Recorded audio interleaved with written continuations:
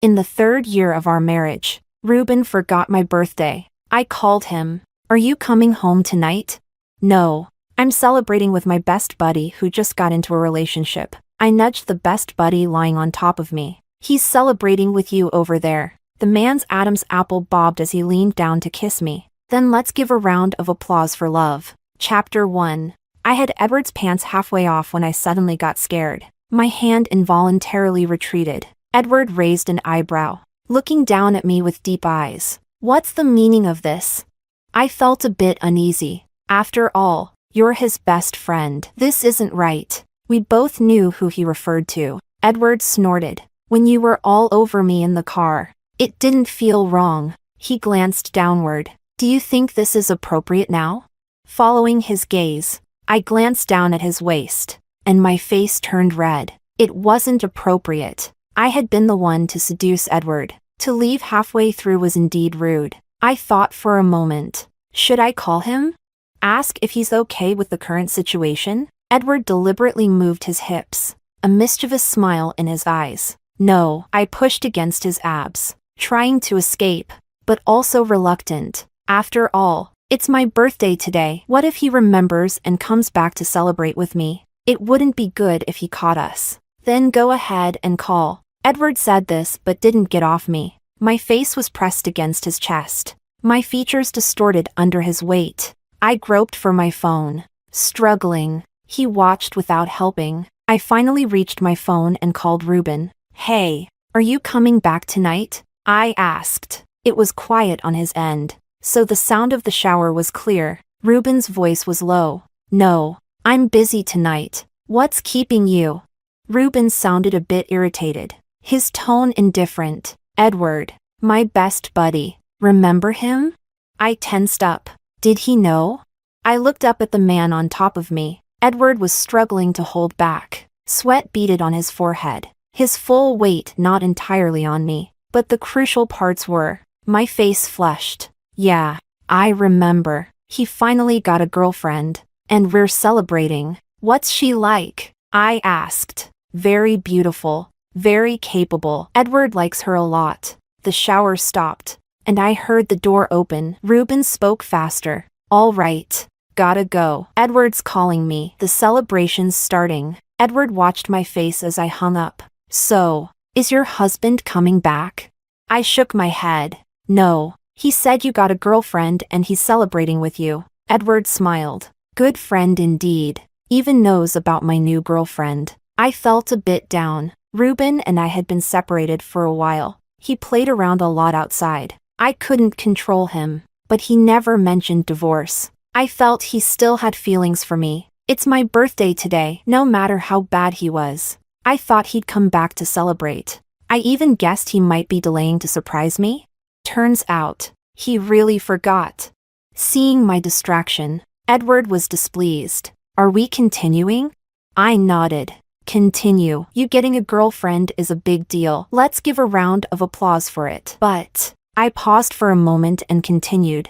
In bed. I must lead. Ruben said Edward's girlfriend is very capable. I wanted to see how capable I really was. Chapter 2. I discovered that no matter how obedient a girl is, once she lets go of outdated beliefs, liberating her body is surprisingly easy. I couldn't help but exclaim. So, I'm this open-minded. Before, Ruben said he liked me for being a good girl. I would lie on the bed, doing nothing. He would give me the best of everything. Later, when he became rich, he didn't like good girls anymore. He said I was rigid, like a dead fish in bed. I tried to learn to be open-minded. I bought several pieces of sexy lingerie, curled up in bed, waiting for Ruben. But by the time Ruben made a phone call, I had secretly changed back into my pink Hello Kitty pajamas. I couldn't be wild in front of Ruben. Unexpectedly, fueled by alcohol tonight, I became the kind of woman I never dared to imagine. I almost wore Edward out. He pressed my head down. That's enough. That's enough. I told you.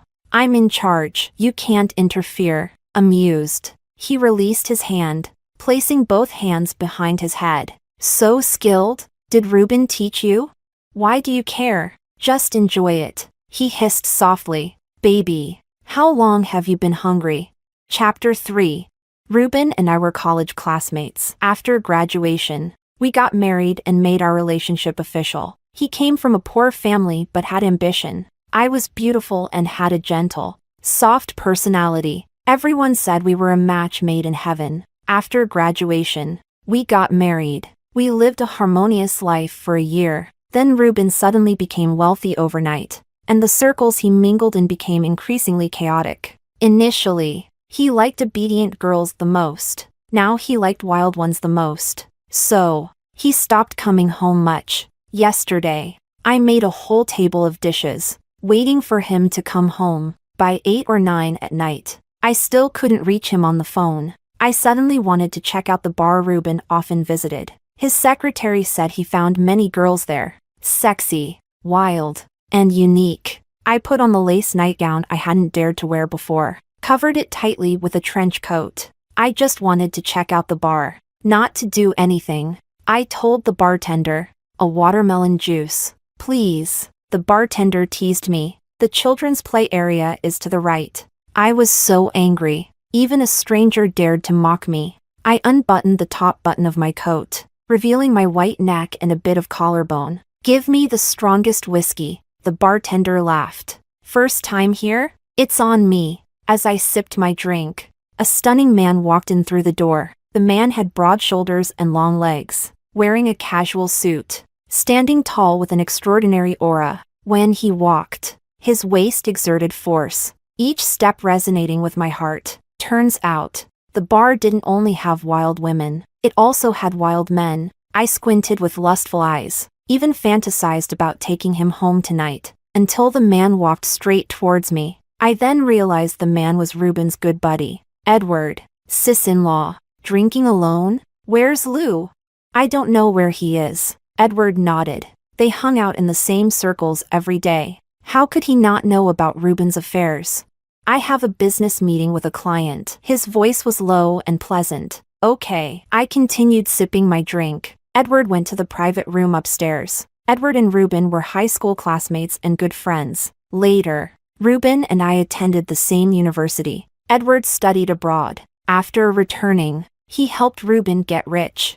I'd met him a few times. Ruben told me Edward came from a family of aristocrats, appearing gentle and polite but with an extremely cold personality. He was indifferent to women, like a monk. What a waste of a good appearance. I quickly got a bit drunk, fueled by the alcohol. I ran to the dance floor. A man kept trying to unbutton my coat. Hey, beautiful, are you hot? He asked, leaning close to my ear. No, I have a cold body. I shook my head. Let me help you take it off. He reached out, grabbing my coat, insisting on helping me take it off. No, I slapped his face. He got angry and dragged me outside. Bitch, coming to a place like this, pretending to be chaste. Seeing he was about to drag me out of the bar, Edward came down from upstairs. I hurriedly called out to him. Edward, help me. The man dragging me immediately let go when he saw Edward, like a misbehaving schoolboy. Mr. Cheen, I didn't know she was with you, Edward coldly said. Let go of my sis-in-law. After that, I hazily got into Edward's car. He said he would take me home. The heater in the car was on full blast. I couldn't help but tug at my coat. The coat hung on my arm. Edward glanced at my exposed shoulder and turned down the heater. His voice was cold and deep when he spoke. Put your coat back on. I suddenly remembered Ruben saying Edward was cold and indifferent. A rebellious thought I'd never had in my 25 years came to mind. Sleep with him. Just tonight. I reached out my left hand and placed it on Edward's knee. Edward looked at me in surprise. Elma, what are you doing? I'm just resting it here. Not doing anything. Take it away. No, be careful, or I'll throw you out. Throw me out then. I'm just a bit dizzy and need to hold on to something to sit steady. Edward's chest heaved, lips pressed tightly together without saying a word. His side profile was sharp and clear, the lines perfect. He dressed with great taste, understated and elegant. His long, pale fingers on the steering wheel were pleasing to the eye. I wondered what he looked like under his clothes. I stole a glance at him. Edward? He noticed my gaze and looked at me warily. Do you have a girlfriend? No. He squeezed the word out between his teeth. Do you do one-night stands? I asked. He looked at me incredulously. Elma, you? Not me. A good friend of mine asked me to ask for her. Not interested, Edward said decisively. My hand on his knee regretfully stroked it. Gathering my courage, I said, Edward, I want to see what you look like. After a screeching brake sound, the car came to a sudden stop by the roadside. I hurriedly grabbed Edward's thigh to avoid hitting the dashboard. He parked the car. Everything became easier. I used all the techniques I had recently looked up online but hadn't had a chance to use on Edward's leg. That night, he went home with me. Chapter 4. When I woke up in the morning, my body felt like it had been run over by a truck. Sore all over. Last night, after I took the lead, I was so tired that I just wanted to sleep. But Edward didn't let me off. He bit my ear and said, Elma, it's my turn now. I was drunk and exhausted, like a rag doll being moved around by him. He seemed to praise me. Elma, you're very flexible. I couldn't remember much after that. Edward was still asleep, looking very content and peaceful. I thought Reuben was bad at judging people. He said Edward lived like a monk, cold and indifferent. A monk who knows so many positions? A cold and indifferent man who held me all night without letting go? I balled up my torn nightgown and tossed it to the bottom of the closet. Looking at the mirror, I saw the disastrous aftermath of last night. Then I quickly dressed and left the house. I'd heard that people who have one-night stands don't sleep together, because it's awkward to wake up together in the morning. I sympathized with Edward for his hard work last night, so I left my own house voluntarily, wandering around outside. At noon, Edward called me. Where did you go? I went out to run some errands. Reuben is back, he said. I was so scared my blood froze. He saw you sleeping in our marital bed? No, I just finished tidying up when he came back. I felt a bit relieved. How did you explain it? I said I was nearby for a meeting, got coffee spilled on me, and ran into you, so you let me come to your place to shower. Great story. I silently gave him a thumbs up. Elma, when are you going to divorce him? Edward asked. Why should I get a divorce? You slept with me and don't plan on divorcing him? All right, I admit it, the friend wanting a one-night stand was me. He gritted his teeth. Fine, Elma, you're something else. Then he hung up. As soon as he hung up, Reuben's call came in. Elma, where are you? I'm shopping at the mall. You went shopping first thing in the morning? I wanted to buy you a birthday gift. My birthday is still 6 months away. Right, I want to pick it out early to show I care. Reuben's tone softened, mixed with some guilt. It was your birthday yesterday, but it was hard to refuse Edward. Sorry, I couldn't be with you. I bought you a birthday present. Come home early after you're done shopping. You're so sweet, honey. I saw a beautiful necklace. Buy it if you like it. Your husband can afford it. Thank you, honey. I hung up and ran to the counter without hesitation. I wouldn't save money for a cheating husband. I picked out 5 gold necklaces. Each one was heavy. Why didn't I just buy gold bars? Because my friend told me that gold jewelry is considered personal property and won't be divided in a divorce. Gold bars will be divided. After Reuben cheated repeatedly, I forced him to sign a prenuptial agreement. It stated that all jewelry during the marriage belonged to me, and other assets were split in half. Reuben was sure I wouldn't leave the life of a wealthy wife, so he signed the agreement without a care. He partied outside. I enriched my gold reserves at home. I would divorce him, but I'd wait until I saved enough money. These years I didn't go out to work. I wrote novels at home. When I first signed the contract, I happened to not find my ID. I used my mom's ID and bank card. Unexpectedly, it became an advantage for me. Reuben thought I was a dependent, unable to live without him. Little did he know, I could sell a novel for millions. I'm just waiting to save enough disappointment and gold. Then I'll leave him. Chapter 5. When I got home, Reuben's face was dark. On his index finger, he had hooked a black, shredded piece of fabric, gently swaying. It was the lace nightgown Edward had torn to bits. At a glance, it looked like a tangled mess of threads. Elma, what is this? Reuben stared intently into my eyes. A rag. Bought it on sale at the supermarket. Poor quality. Fell apart after one use. A rag from Victoria's Secret? What's Victoria's Secret? I asked, pretending not to understand. I had never worn this brand before. So if Ruben knew about it, he didn't learn it from me. Ruben's face showed a hint of confusion and a trace of panic. How would I know? I just heard about it from others occasionally. My husband even knows brands of rags. So impressive. I gave him an admiring look. I opened the gift Ruben had given me. Apart from not coming home, he had always been generous. For example, this handbag was the latest limited edition. A sudden thought crossed my mind. Is Ruben this generous with other women too? If we get divorced, do I have the right to reclaim the gifts he gave to other women?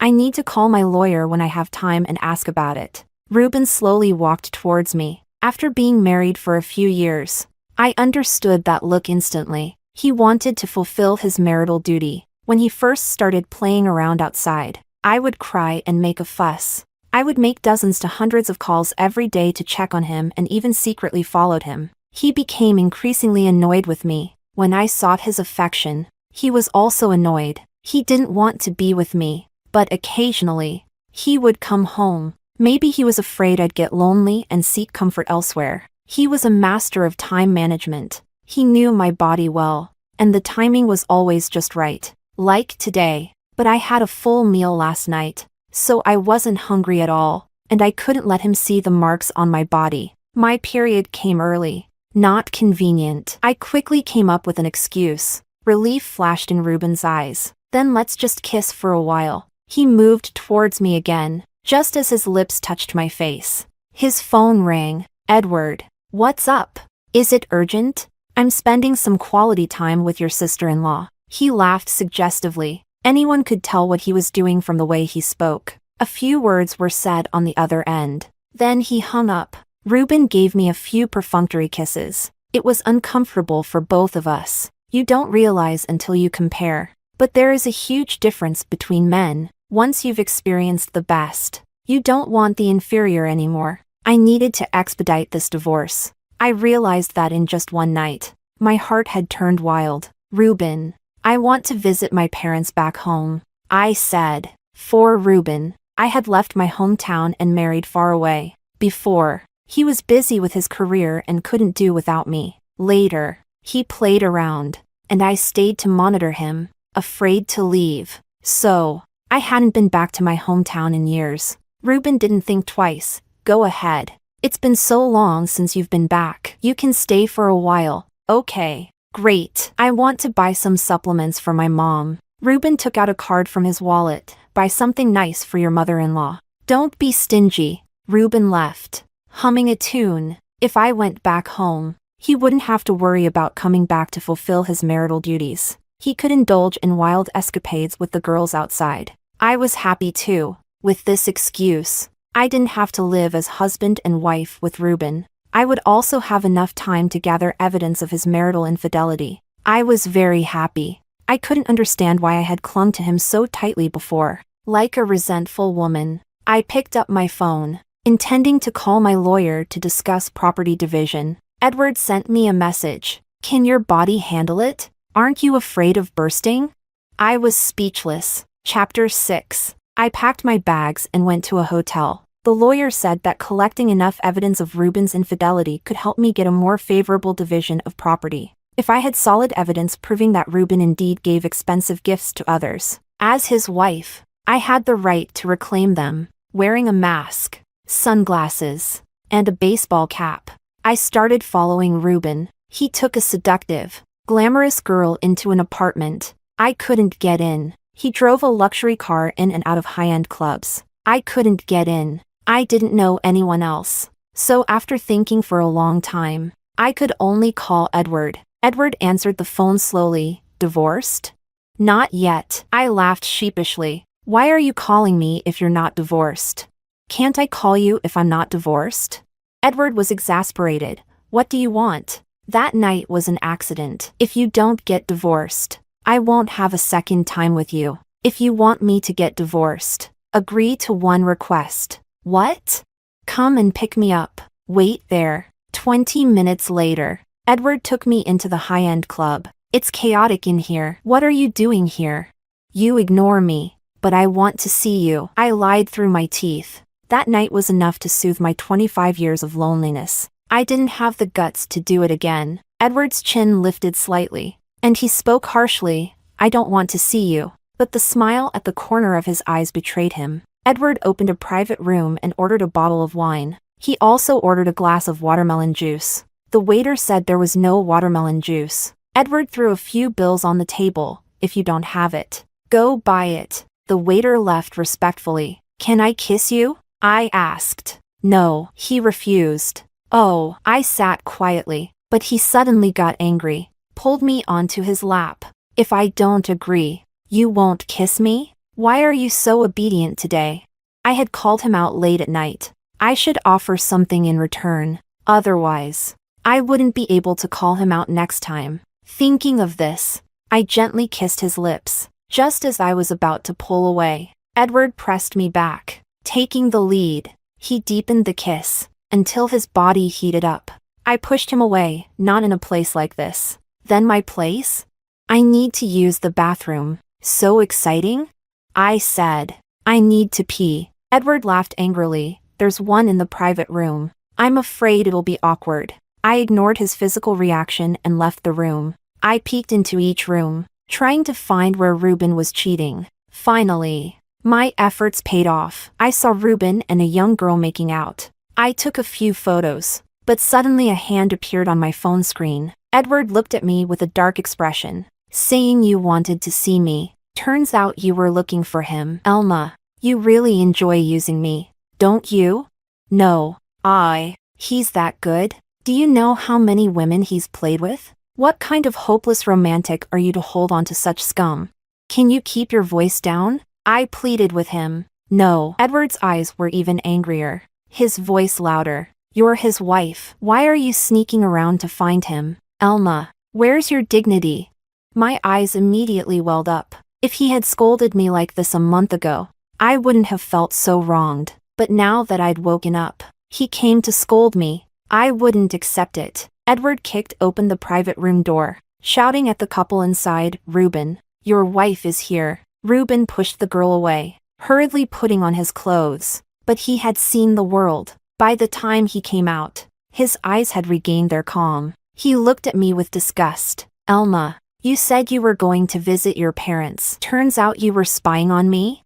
I feel suffocated being with you. You're like a dead fish in bed, but so controlling out of it, always wanting to monitor my every move. Do you know, the more you push me, the less I want to come home. I laughed. You're good at turning the tables. Attacking first. Ruben, don't use your business tactics on me. Now you think I'm too controlling? When you asked me to quit my job to take care of you, cooking porridge and hangover soup every day, you didn't mind my control? When you drank yourself to sleep on the sidewalk, and I dragged you home, you didn't say I was monitoring you? Now that you've got power, you can't stand me. Divorce. Ruben, let's get a divorce.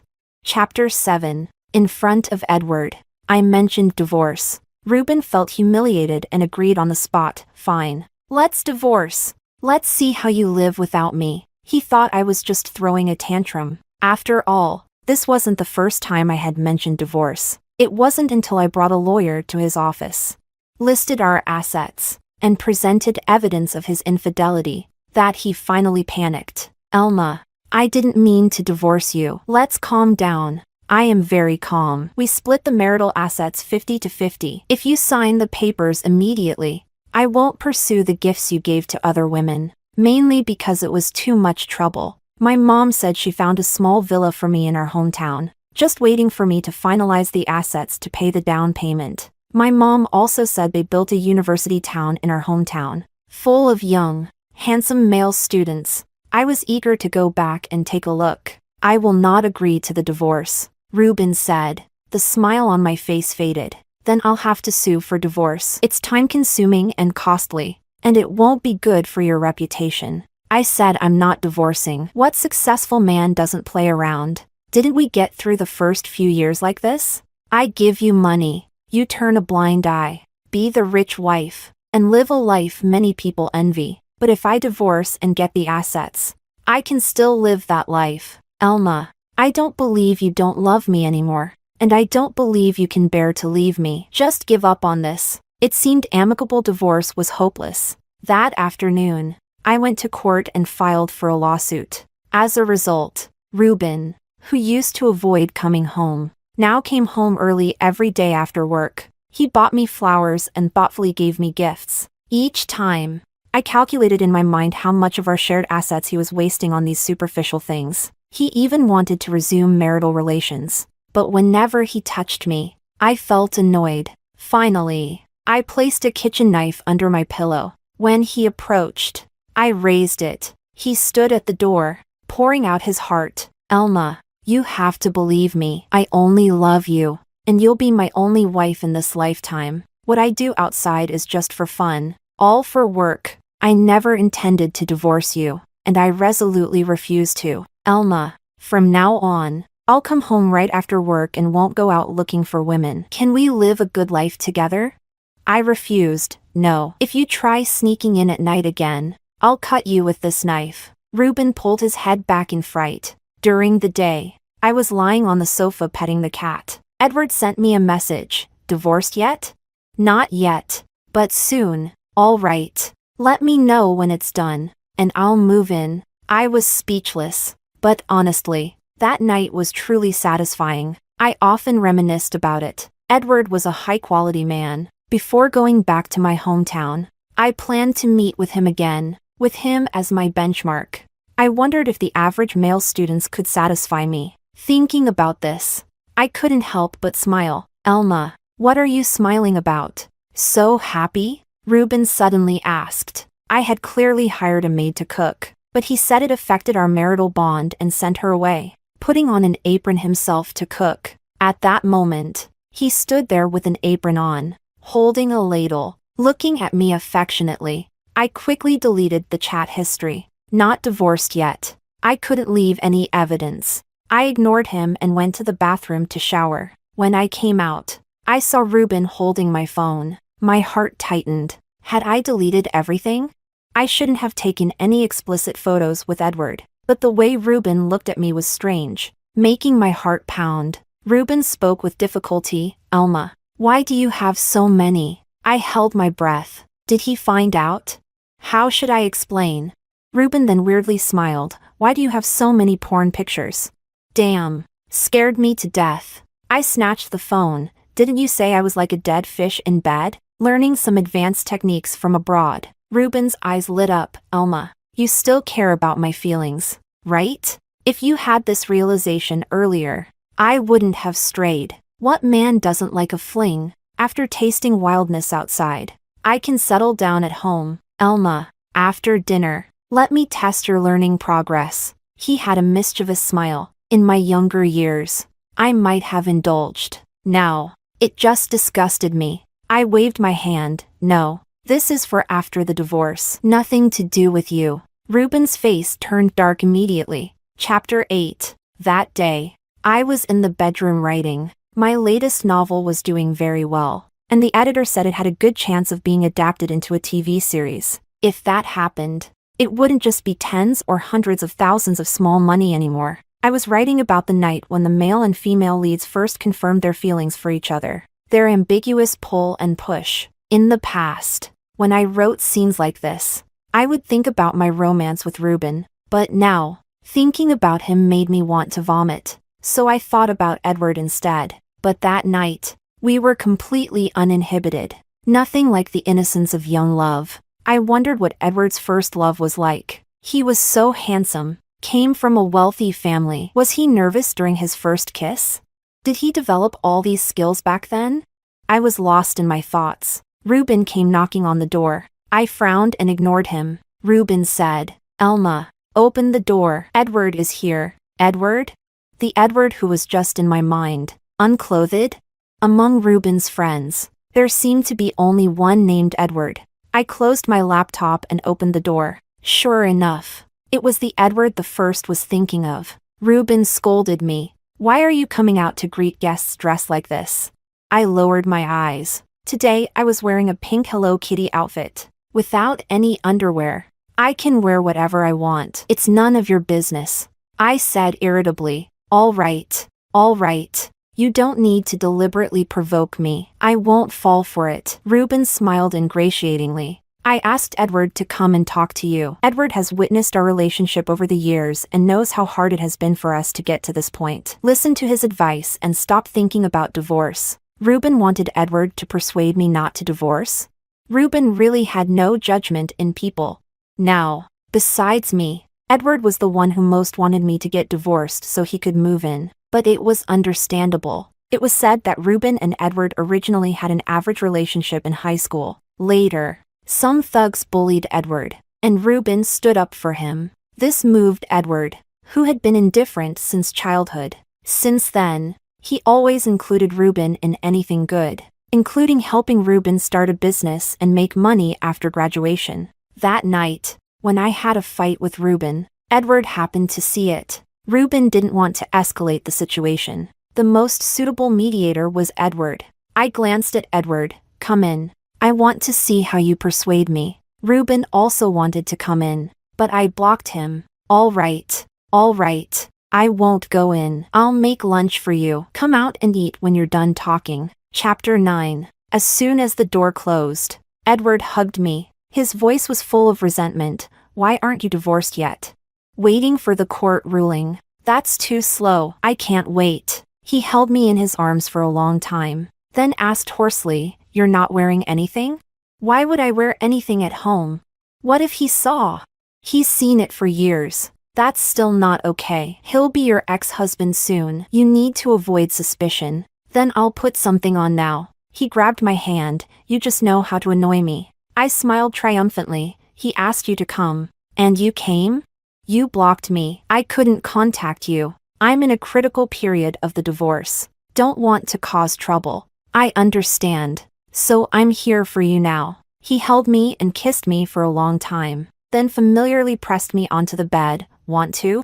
Not here. The room isn't soundproof. I'll be gentle. All right then. Anyway, I was leaving soon. Opportunities like this wouldn't come often. His sweat dripped onto my collarbone. Hot and burning, he lowered his head and sucked it into his mouth, then passed it to my mouth. He was really skilled, making my tailbone tingle. I voiced my curiosity. Edward, how did you kiss your first love? He didn't stop. Thought seriously for a moment. When I was driving, that girl teased me, kept her hand on my leg. I pulled her onto my lap and kissed her. Much like this. What? What kind of girl is that? This is clearly how we kissed the first time. Edward looked deeply into my eyes and said hoarsely, Yes. My heart skipped a beat. Are you saying I'm your first love? You're just realizing? Ruben never told you I've never dated? I thought Ruben was an idiot. Edward laughed softly. He is an idiot. Not cherishing such a good wife. Forcing me to make a move. I thought it was just Edward's sweet talk in the heat of the moment. Years later, I learned that Edward had coveted me for a long time. Then why are you so skilled? Edward kissed my forehead, seeing you. Many functions automatically activated. A burst of fireworks exploded in my brain. My heart pounded like it did during my first love at 18. From then on, when I thought of first love, I had a different image in mind. Ruben finished cooking and came to call us. Edward adjusted his clothes and went out looking refreshed. My clothes were stained, so I had to change. Ruben asked in confusion, Elma, why are your eyes red? Cried after being persuaded by me. Edward said without changing his expression. Then why is your mouth swollen?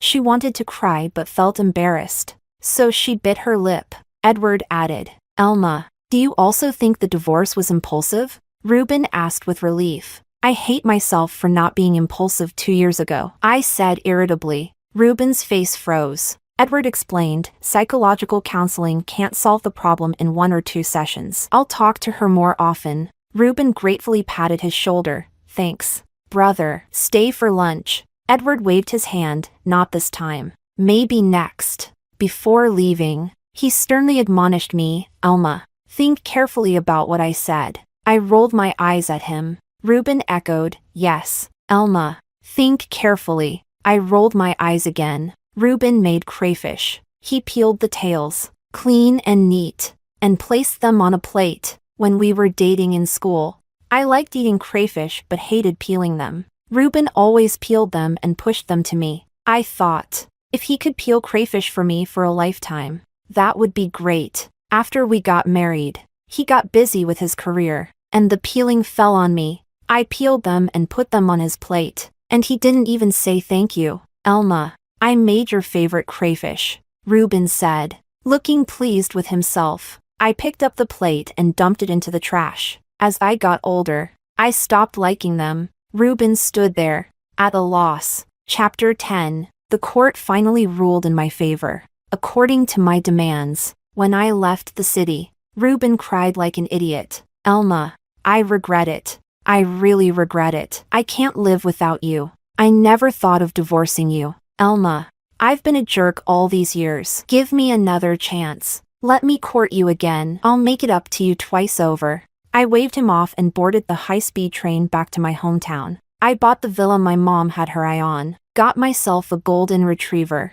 Every day I watered plants, read books, and wrote. Life couldn't be more pleasant. Ruben kept coming over, begging for reconciliation. In early winter, he stood downstairs in thin clothes, just like back then. When I occasionally threw a tantrum, he would stand outside my dorm for a long time. I was moved to tears and fell into his arms, calling him a fool. But the girl he coaxed with a cup of brown sugar water back then had grown up. A fevered mind calmed down. I realized that the man I once loved with all my heart was not that great after all. I didn't love him anymore, no matter how pitiful he was. I wouldn't soften. Sometimes my mom visited me and scolded him when she ran into him. My daughter left her hometown to follow you, worked hard and served you for so many years. And you cheated on her. You heartless man. Don't let me see you again, or I'll beat you every time. Ruben started coming less frequently. Every day he sent good morning and good night messages. He shared interesting anecdotes he found online.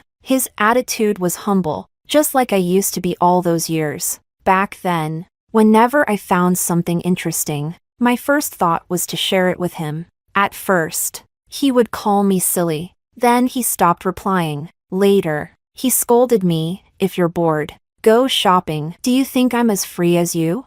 So, I stopped sending. I didn't expect he'd become just like I was back then. I put him on my blacklist. He just used a new number. Edward said Ruben really didn't go out looking for women anymore. At drinking parties, when others urged him to drink, he would say, "My wife doesn't allow it." Even after the divorce, he still called me his wife. In private, he often drank himself into a stupor. When drunk, he cried, "Wife, why don't you come get me?" I thought absent-mindedly, if you really loved me that much, why didn't you act like it before?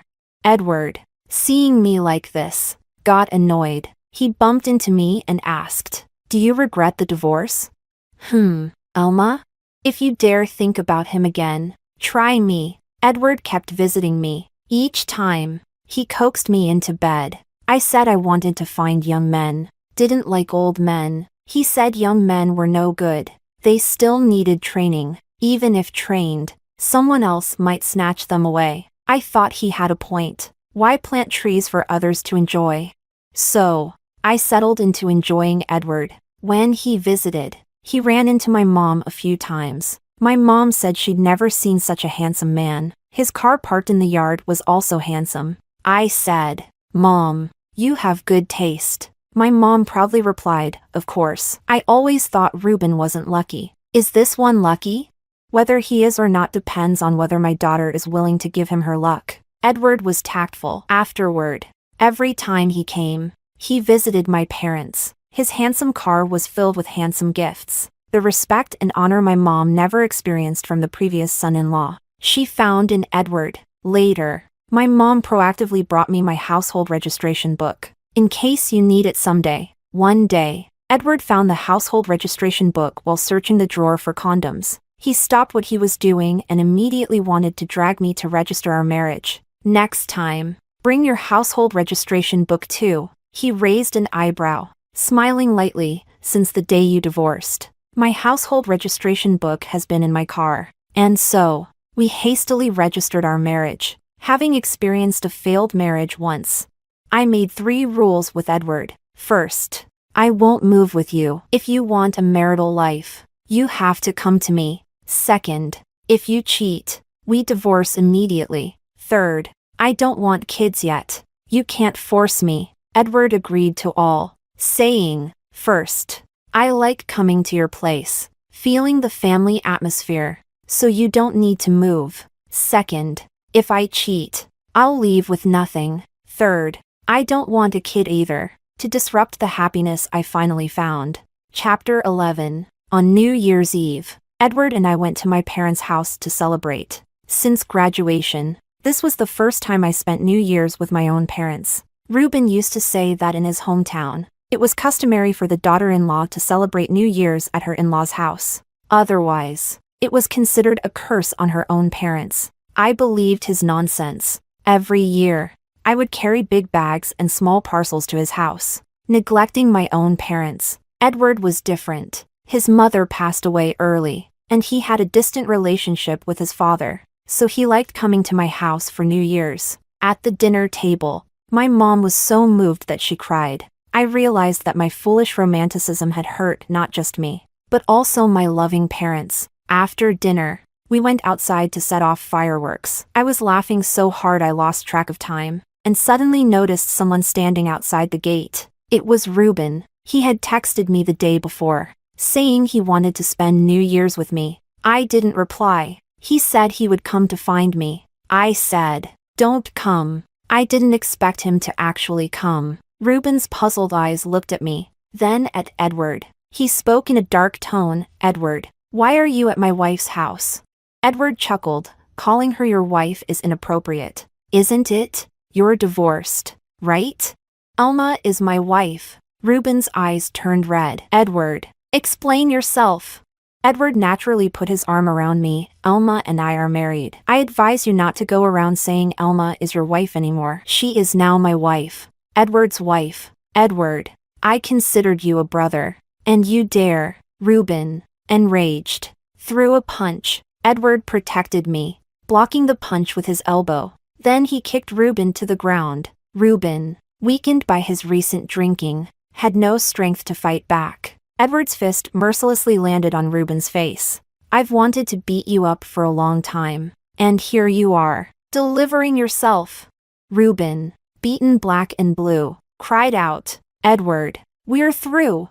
Edward sneered, "That's the best thing I've heard." Later, Ruben left the Chin family business and tried to go solo. He had previously relied on Edward's resources and protection. Within a year of graduating, he had skyrocketed. His own abilities couldn't support a company. Within 6 months, his company collapsed, and he was in debt. He became the penniless Ruben once again, but this time, he no longer had the unwavering Alma by his side. Edward's side story 1. In my sophomore year of college, I returned to China to visit my family. That's when I first met Alma. Ruben was very proud of her, and he said, "This is my girlfriend, Alma." Alma was beautiful and dazzling. Girls who look like her usually have very bold personalities, but Alma was very gentle. While we were eating, Ruben peeled a crayfish for her. She was deeply moved, her big eyes sparkling as they stayed glued to Ruben. At that moment,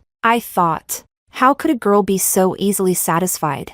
Edward's side story 2. Since I was young, my parents didn't get along. My father had a mistress, and my mother argued every day. Eventually, she drove herself into madness and jumped off a building. I never felt the warmth of this world growing up. In high school, some bullies picked on me, and Ruben took a punch for me. That's how we became friends. After college graduation, Ruben asked me to start a business with him. I knew he wanted to use my resources, but it didn't matter.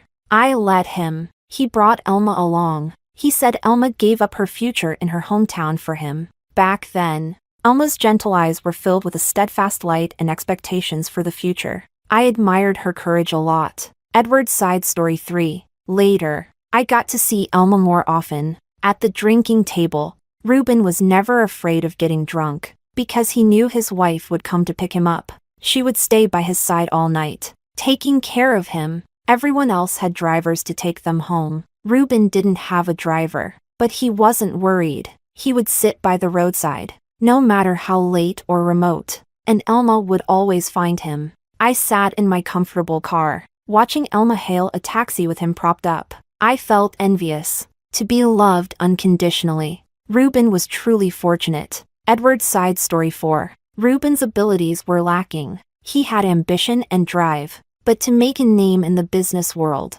ambition and drive aren't enough. I found it hard to carry him. I'm naturally cold-hearted. If I can't carry someone, I won't bother trying. I gave Ruben a sinecure. Then Elma came to see me. She said she couldn't bear to see Ruben so depressed. She hoped I wouldn't give up on him. When Elma said these words, the concern and urgency in her eyes were undisguised. Even though at that time, Ruben was already playing around with other women, Elma had caught him. But after arguing with him, she turned to me for help. Is this what they call love? I didn't understand, but I wanted to experiment. I gave Ruben a branch office. I gave him more power and status. As expected, Ruben became more and more indulgent. But no matter how many women he found outside, Ruben never thought about divorce. I asked him, if you don't want to divorce, why not just go home and live a good life? Ruben's expression was complicated as he said, Elma is too obedient. So obedient that it kills any desire to conquer. Over time, it gets really boring. But she's also a good woman, and I can't bear to leave her. I sneered and said nothing. At first, Elma, like my mother back then, cried and made a scene. She did the whole monitoring and following act. Ruben got more and more annoyed with her. I wanted to stop the game. I wanted to take back the power I had given Ruben. I was worried Elma's fate would be as tragic as my mother's. Then one day, Elma suddenly calmed down. She stopped calling Ruben. She stopped asking where Ruben was or when he'd come home. She stopped clinging to him endlessly. Ruben, instead, started to panic. On Elma's birthday, the gift Ruben bought was on his desk. He canceled his evening engagements early, ready to go back to Elma. I thought they might have a perfect ending. Then in the afternoon, a little lover video called Ruben. Ruben sneakily answered, squinting with lust. In the end, he went to the lover's place. So, the ending was still tragic. I didn't expect to run into Elma at a bar that night, wearing lace under a trench coat. How was she obedient? She was wild beyond belief. I almost couldn't handle it. Afterward, having tasted the sweetness, I couldn't stop thinking about her. Anyway, her marriage was already rotten.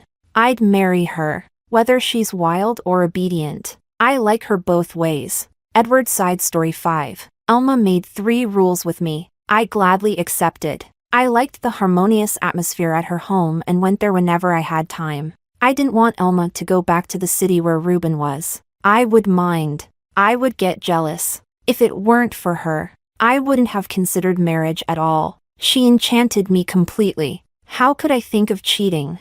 As for kids, I wasn't interested in raising one. Then one day, Elma, sitting on top of me, suddenly wanted a child. The reason was that her golden retriever was too lonely. She wanted to find a companion for the dog. So, we had our little rascal, Carl. I loved going home even more, because now there were 2 little troublemakers at home. I put the baby to sleep. Elma came out of the bathroom. She hooked her arms around my neck, laughing coyly. Honey, I have writer's block again. Tell me, and I'll help you analyze it. There's this ambitious little girl who climbs into the big boss's bed to change her fate. But the big boss is focused on his career, uninterested in love. I was embarrassed. Just say it. What role do I have to play this time?